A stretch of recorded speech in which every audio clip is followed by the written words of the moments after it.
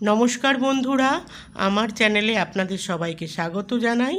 আজ আপনাদের সঙ্গে শেয়ার করব পনির বিরিয়ানি রেসিপি। বিরিয়ানি খেতে কেমন সেটা বলার অপেক্ষা রাখে না। দেখুন কত সুন্দর বিরিয়ানি হয়েছে, চালগুলো ভাঙেনি আর একদম ঝুরঝুরে হয়েছে। এর জন্য বাসমতি চাল নিয়েছি, এটাকে ধুয়ে ভালো করে পরিষ্কার করে নেব।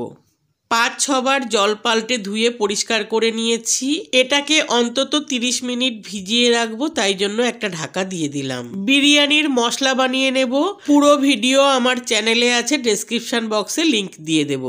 আলু ছাড়িয়ে পরিষ্কার করে নিয়েছি, মাঝে ছুরি ঢুকিয়ে দিচ্ছি যাতে আলুটা ভালোভাবে সেদ্ধ হয় এবং ভেতরেও লবণ ঢুকে যায়। আলুগুলো আবারও খুব ভালোভাবে ধুয়ে লবণ আর হলুদ দিয়ে দিলাম। 30 মিনিট এই জলের মধ্যে আলুগুলোকে ভিজিয়ে রাখবো।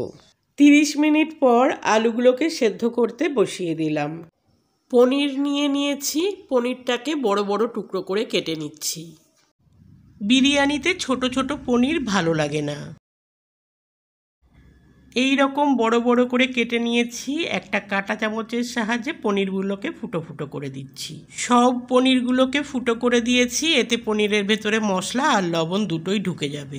আলুগুলো সেদ্ধ হয়ে গেছে, এটাকে নামিয়ে নিলাম। ভিজিয়ে রাখা বাসমতি চালটাকে বসিয়ে দিলাম। চালটাকে 70% কুক করে নেব। ভাতটা 70% হয়ে গেছে, এটার ফ্যান ফেলে দেব। ভাতটাকে ফ্যানের নিচে বড় কড়াইয়ের মধ্যে ঢেলে নিলাম। ভাতটা এই রকমই সেদ্ধ হবে। এর মধ্যে বেশ অনেকটা ঘি দিয়ে দিচ্ছি। আন্দাজ মতো লবণ আর সামান্য চিনি দিয়ে দিলাম। বেশ খানিকটা বিরিয়ানি মশলা দিয়ে ভালো করে মিশিয়ে নিচ্ছি। হালকা হাতে মেশাতে হবে যাতে ভাতগুলো ভেঙে না যায়। মেশানো হয়ে গেছে। বিরিয়ানির মশলা তৈরি করেছিলাম, সেই জারটাতেই একটা মশলা তৈরি করে নেব। এর জন্য কিছুটা রসুন, একটু আদা আর এই পেঁয়াজগুলো পেস্ট করে নেব। কড়াইতে সাদা তেল গরম করে একটু লবণ আর হলুদ দিয়ে দিলাম। এই তেলে কেটে রাখা পনিরগুলো দিয়ে দিচ্ছি। উল্টে পাল্টে পনিরগুলোকে লাল লাল করে ভেজে নেব।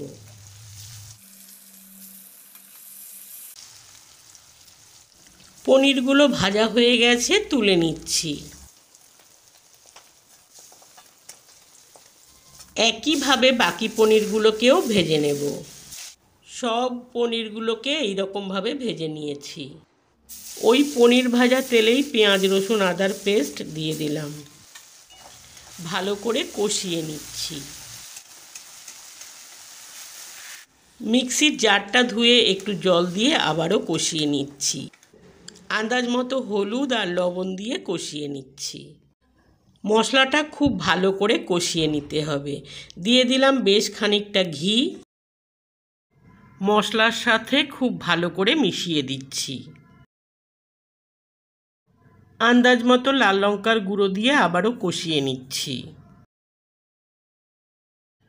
মশলা মোটামুটি কষানো হয়ে গেছে। দিয়ে দিলাম 1 বাটি টক দই। টক দই দেওয়ার আগেই গ্যাসটা সিম করে দিয়েছি। দই দেওয়ার পরে গ্যাসটা সিম করেই কষাতে হবে, নইলে দইটা কেটে যাওয়ার সম্ভাবনা থাকে। এবার এর মধ্যে দিয়ে দিলাম 2 চা চামচ বিরিয়ানি মশলা।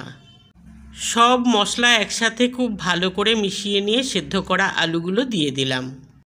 এবার আলু আর মশলা একসাথে কষিয়ে নিচ্ছি। মশলা থেকে তেল ছেড়ে এসছে, মশলাটা খুব ভালোভাবে কষানো হয়ে গেছে। দিয়ে দিলাম গোলাপ জল, কেওড়া জল আর মিঠা আতর। সব একসঙ্গে খুব ভালো করে মিশিয়ে নিচ্ছি। খুব ভালো করে মেশানো হয়ে গেছে। ভেজে রাখা পনিরগুলো এর মধ্যে দিয়ে দিচ্ছি।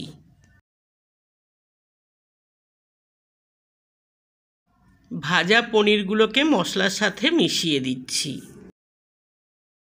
পনিরটাকে মশলার সাথে মিশিয়ে 5 মিনিট ফুটিয়ে নিয়েছি। এবার গ্যাসটাকে অফ করে দিলাম। একটা ঢাকা দিয়ে 10 মিনিট স্ট্যান্ডিং টাইম দিয়ে তারপর দমে বসাবো। 10 মিনিট হয়ে গেছে, এবার বিরিয়ানিটাকে দমে বসাবো।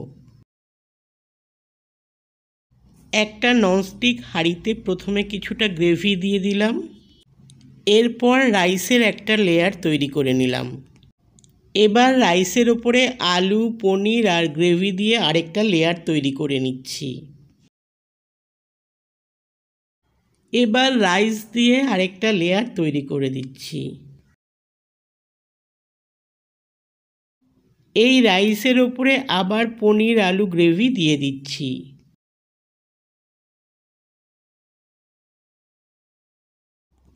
এর ওপর আবার একটা রাইসের লেয়ার দিয়ে দিচ্ছি। আবার পনিরের লেয়ার দিয়ে দিচ্ছি। যেহেতু আমি ননস্টিক হাঁড়ি নিয়েছি তাই নিচে অল্প গ্রেভি দিয়েছি। আপনাদের যদি ননস্টিক পাত্র না হয় তাহলে নিচে একটা তেজপাতার লেয়ার দিয়ে দেবেন। সব কিছু খুব ভালোভাবে সাজানো হয়ে গেছে। হাঁড়িটাকে সরিয়ে রেখে একটা বাটির মধ্যে মিঠা আতর, গোলাপ জল আর কেওড়া জল নিয়ে নিলাম।